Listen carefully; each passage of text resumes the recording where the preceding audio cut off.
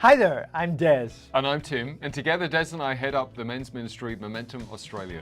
Momentum has multiple functions, but primarily our aim is to help men to succeed in life, to do life better.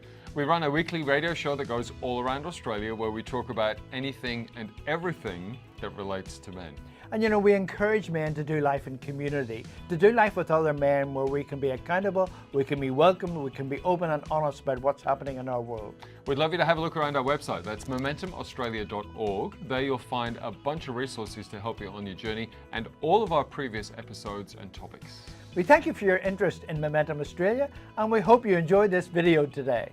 Okay, well, welcome to Momentum. Once again, it is Tim and Des with you all around Australia. And of course, maybe you're tuning in outside of Australia as well. It is every possibility, but it's great to have you tuning into the show. MomentumAustralia.org is our official website if you'd like to check out a bit more about us and have a look at some previous episodes and get a bit of a feel for Momentum. And look, if this resonates with you on a deeper level and you'd like to even perhaps financially back us, that would be really, really appreciated. We do go all around Australia and the world and essentially just help men do life better, Days, right? I mean, we're here to support men in their journey. And let's be honest, that's not an easy gig. Yeah. In 2024, when men have got some issues and some challenges around life. I mean, our coverage is amazing.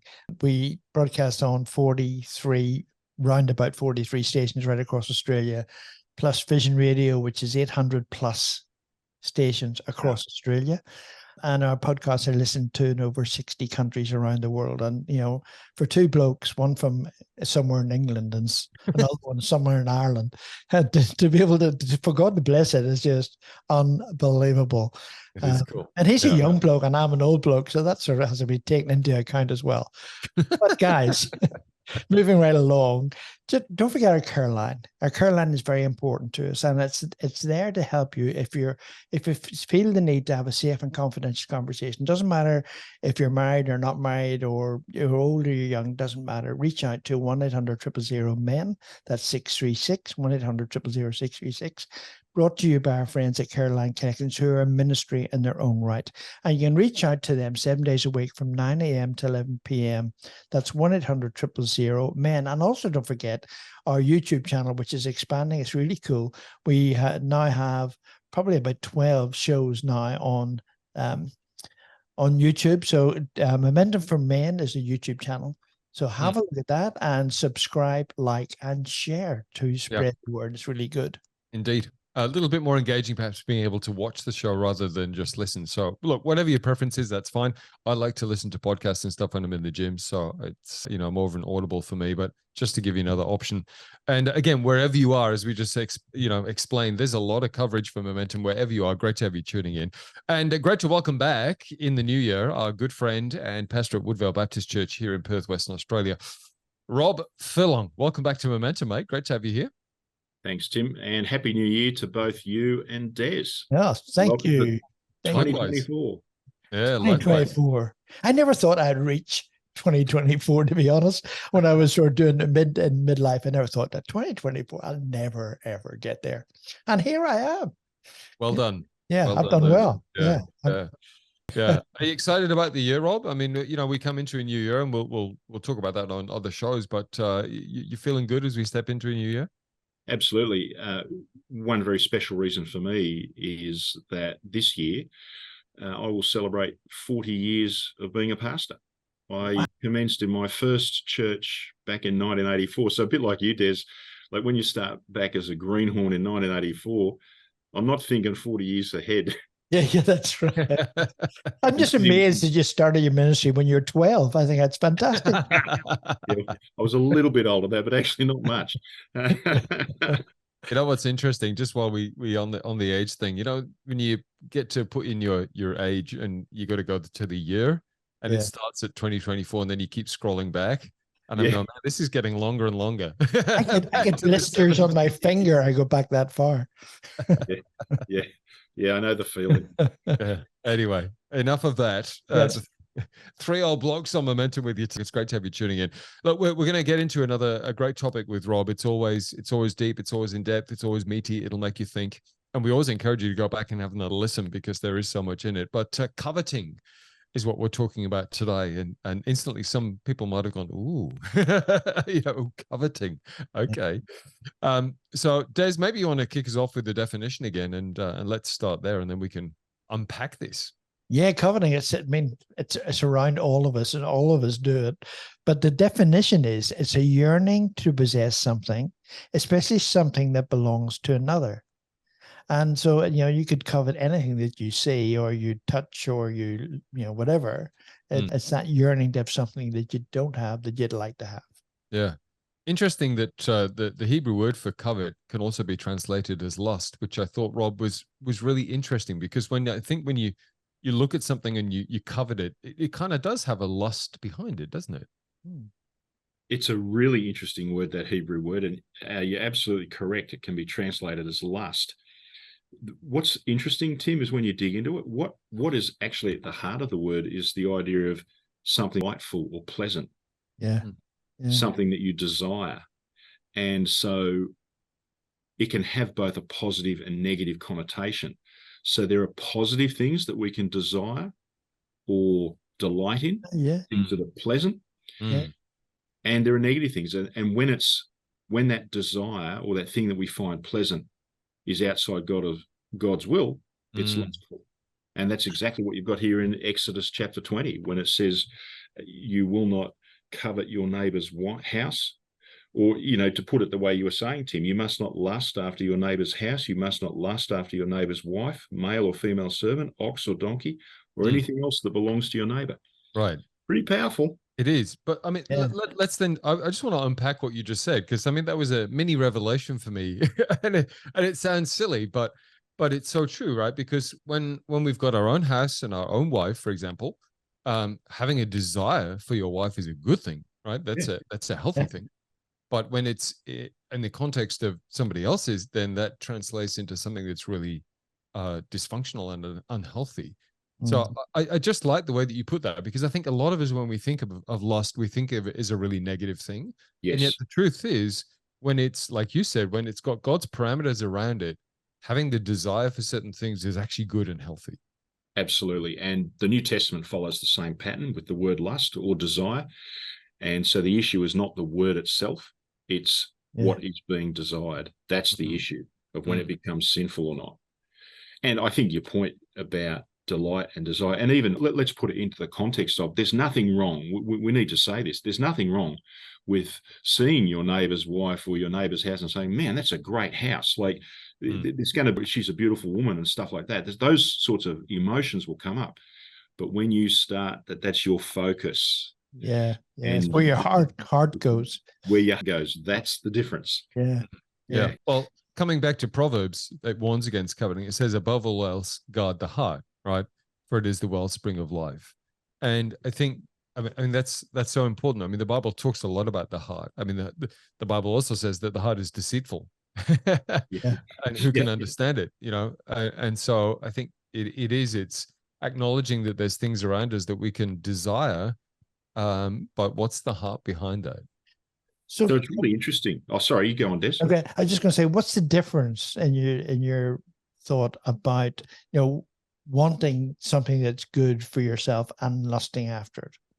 What is the difference? I might want a new car. Yeah.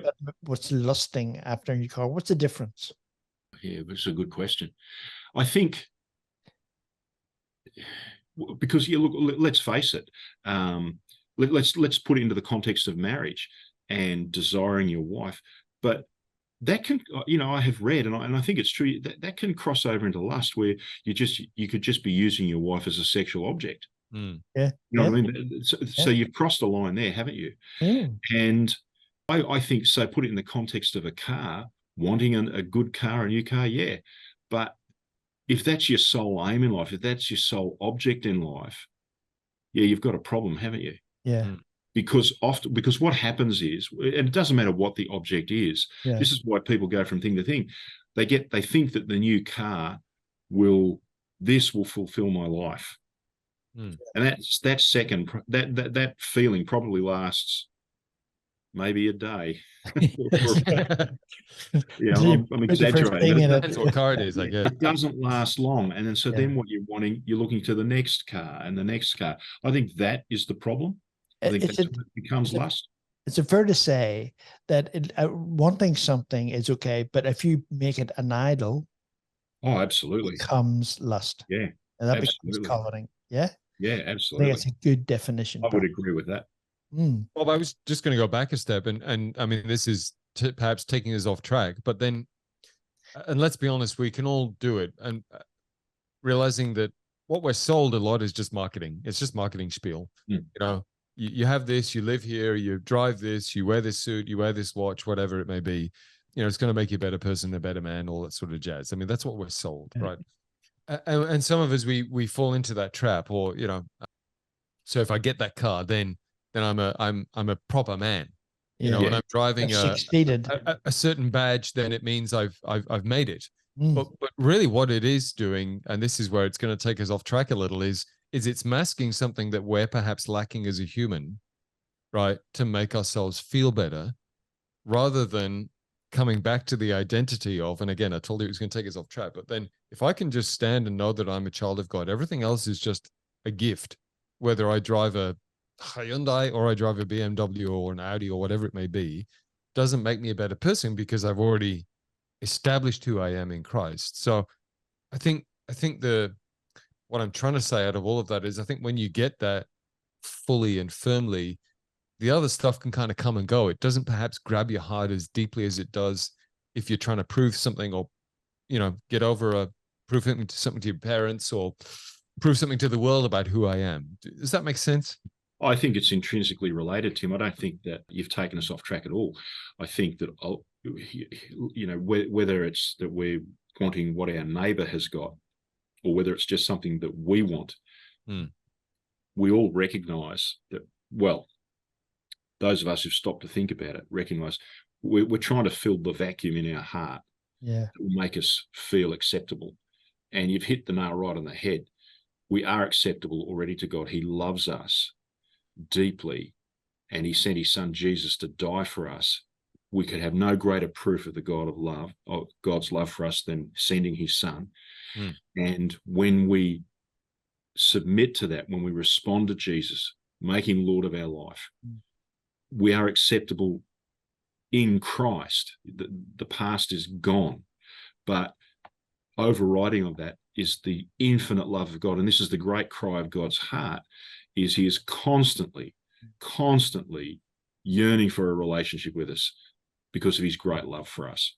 And when you do that, the desire for all those other things disappears. You know, you don't focus on having a new car. You don't focus on having a bigger house in a coveting sense. I think that probably, I think for some people, there's some guys, it's a fairly dramatic experience and all of that fades away. For other people, they might still struggle with stuff, but that's part of their growth. But the principle should be, as we're growing in Christ, these things are starting to fall away. Can I share a quick story? And this is not meant to make myself look good at all, but it's just an observation in my own life. You know, having recently turned 50, and, you know, I've ridden motorbikes over the years, and it got to a point sometime last year. I mean, I've got rid of the bike now, and part of that was a challenge, because it was almost like, not that it was a test from God, but I kind of like, I love the bike, right? Yeah. And it was also then coming at, hey, at my age, is this the right thing to do? Is this a good thing to do as a newlywed? There's danger attached to this, you know. Is there just wisdom in letting this go? And it took a little bit of time, and then eventually I let go of the bike. But it was more, also part of the letting go was also to go, what I used to get from riding the bike actually pales into insignificance now. Okay. Yeah. Right. And there's that great song about, you know, turn your eyes upon Jesus and the things of this world will grow strangely dim. And I'm finding the older I get and the deeper I get in my relationship with the Lord, things that I used to love, earthly things like riding the bike, for example, or, you know, having a new car and whatever. I'm like, it's nice, but it doesn't satisfy me with the depth that I find when I have in the presence of God. And again, that's not to make me sound spiritual and I'm, you know, I've made it. It's just an observation in my own life to go, man, like 10 years ago, that would have been everything for me. You know what I mean? Way beyond my relationship with the Lord. And now I go, these things that are nice in the world provide me with a temporary source of happiness. Oh, that was fun. But it's just that. It's not the depth of, and I look at that and I go, man, I'm so grateful for that journey. We don't want to see hundreds of bikes now coming onto the market because of what Tim just said. Well, that's between you and God. All of a sudden, the motorbike sales go through the roof. Yeah. We're not saying that people shouldn't have their relaxation at all. That's right. But it's about focus, and it's about what your attention is on. Yeah. Well, I just think it's a biggie because particularly as men, like we can go chasing things because, you know, as men, we look for that to prove our worth or success. And it's just been an observation for me, particularly as somebody who over the years has really struggled with that, to go, oh, when I get this next thing, when I have that. And part of it was because I worked in ministry for a long time. And I was looking at other people who weren't in ministry, who were Christians, who were earning twice what I was, had all of the fruit, all of the bits, the jet ski, the motorbike, the new 4x4, the house with the pool and the whatever. And I was coveting that for a long time. And to be honest, it really affected my relationship with God because I was getting disgruntled with him about my call and my path. But I'm serving you, but I don't have the fruit. And then I reached the point where I was old enough and on a reasonable enough wage to have some fruit. And then I went, the fruit actually wasn't that tasty in the end anyway. You know what I mean? Yeah. I think what we're talking about, guys, is enough. Yes. How do we define what is enough? And we're going to come back again to what we spoke about just a few minutes ago when Tim introduced it. At the end of the day, God is enough. And what comes to my mind is Psalm 23, verse 1, the Lord is my shepherd, I have all I need. Yeah.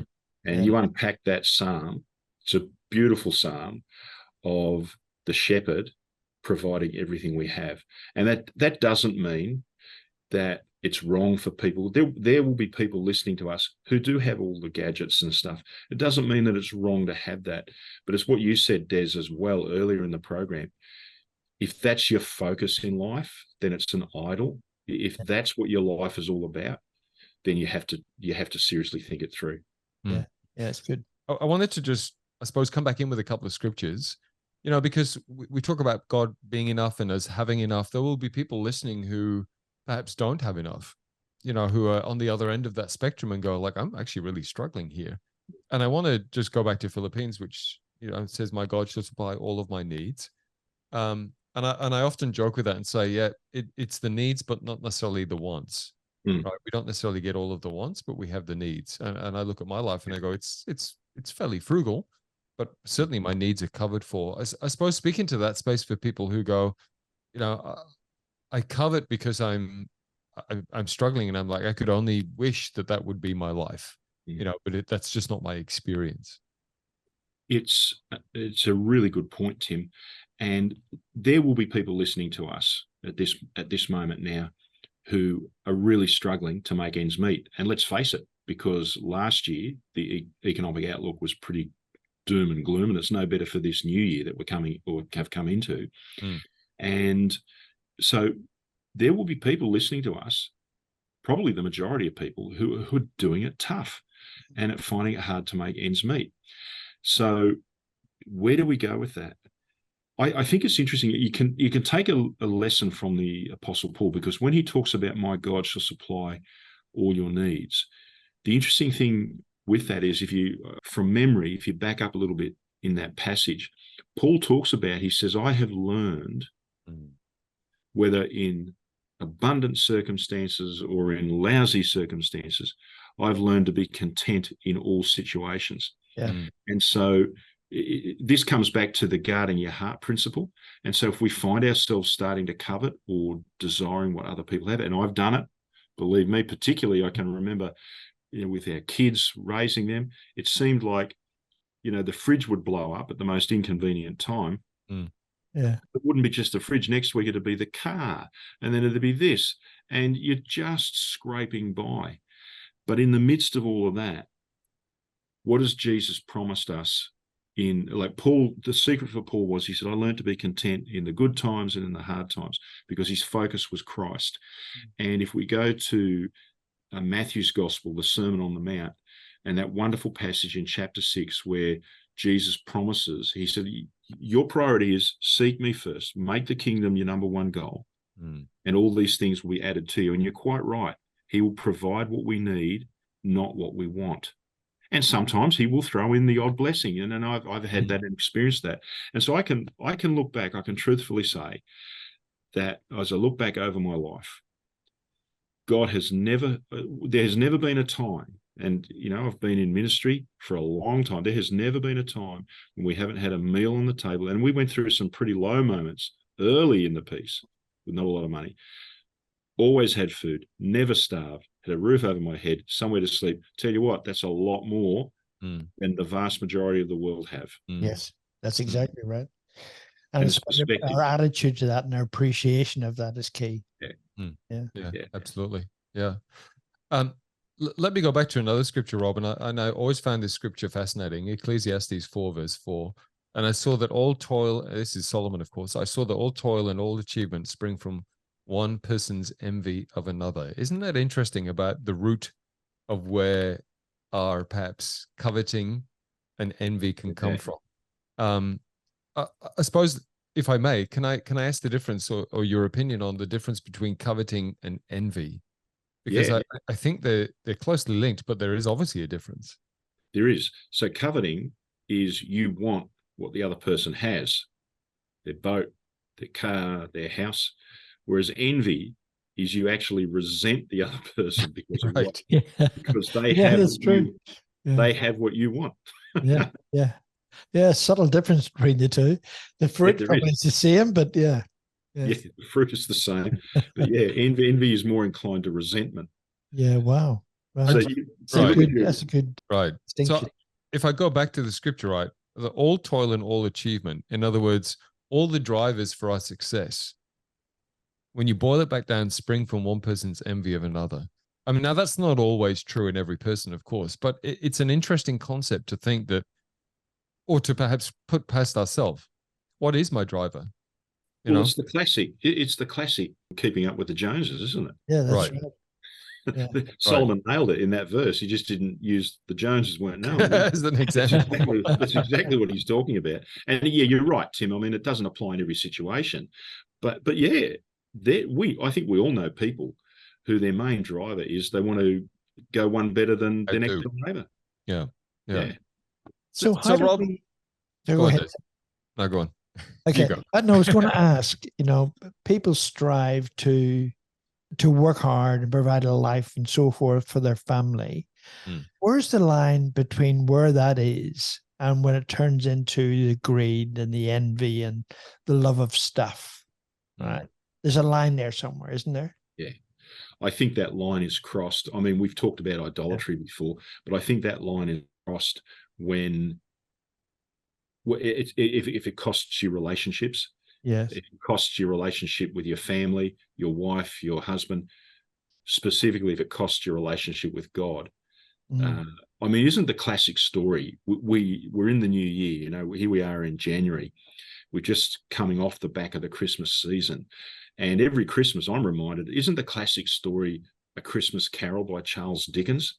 Yes. Isn't that the classic story of a guy, Scrooge, who is scrounging and mean-spirited, but he literally doesn't have a friend in the world. Yeah.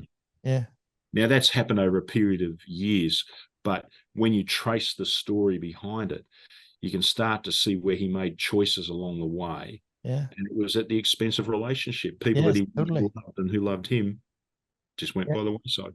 Actually, it's one movie I watch every Christmas time. Is Christmas Carol. Deliberate brilliant story. For that very reason. Yeah. It gives me a parallel. Yeah. It's a brilliant story. Yeah. Yeah.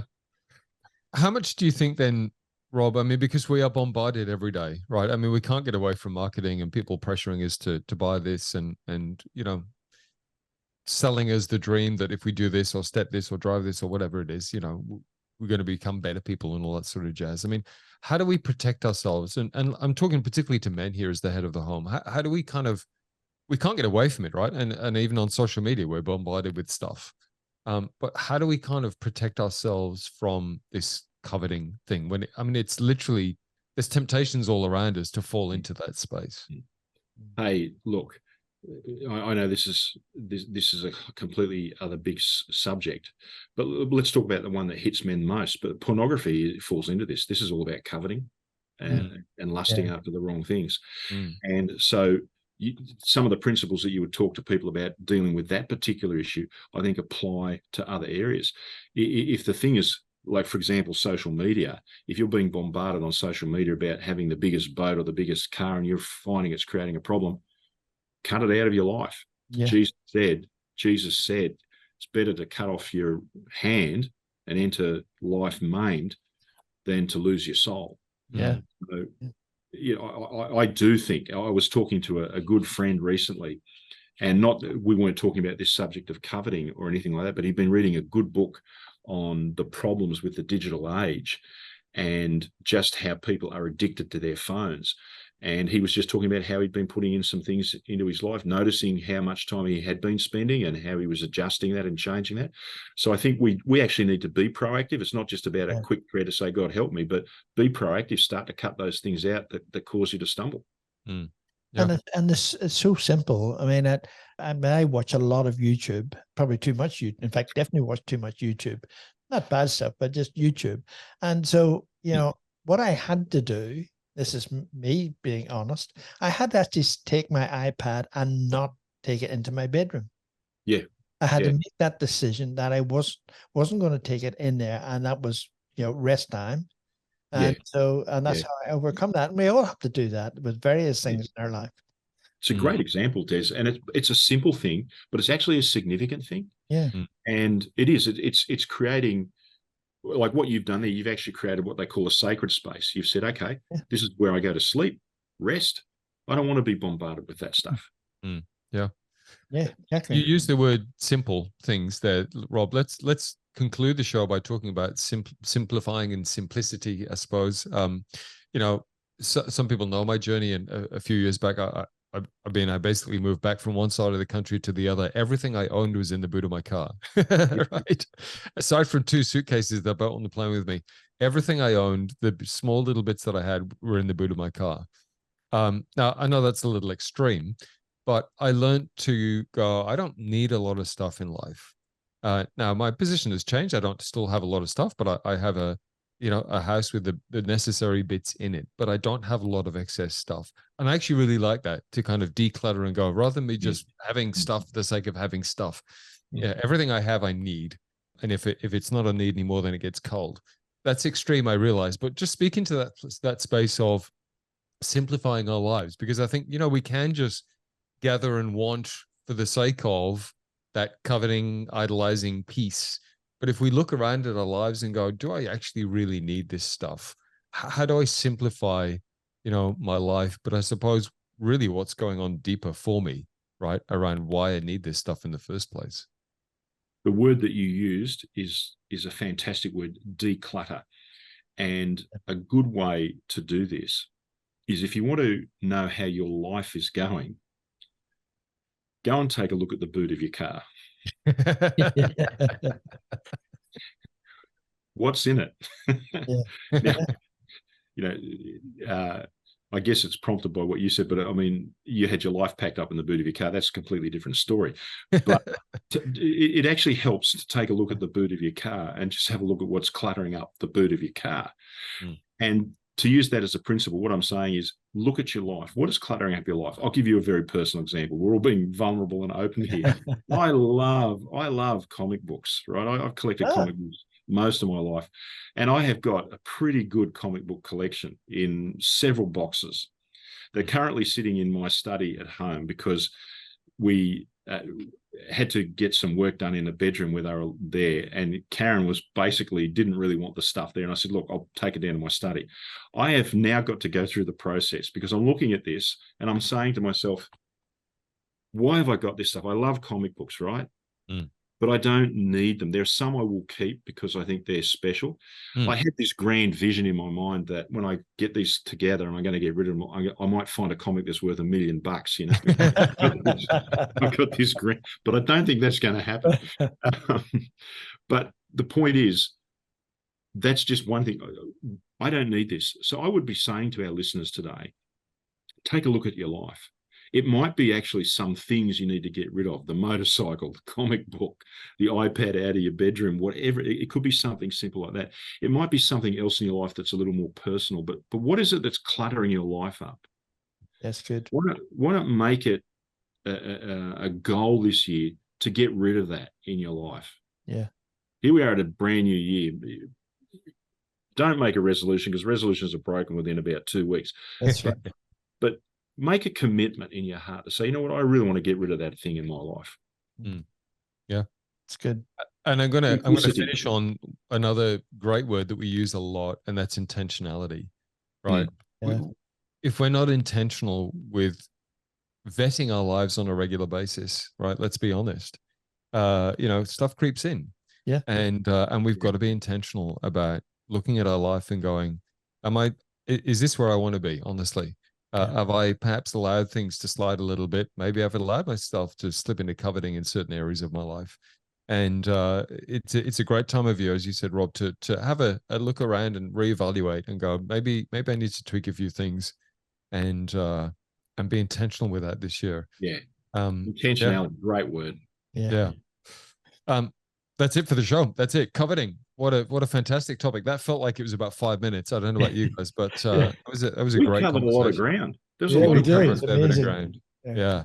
And as always, encourage you to go back and have a listen at momentumaustralia.org. Or, of course, if you want the podcast, Momentum Australia into wherever you listen to your podcasts.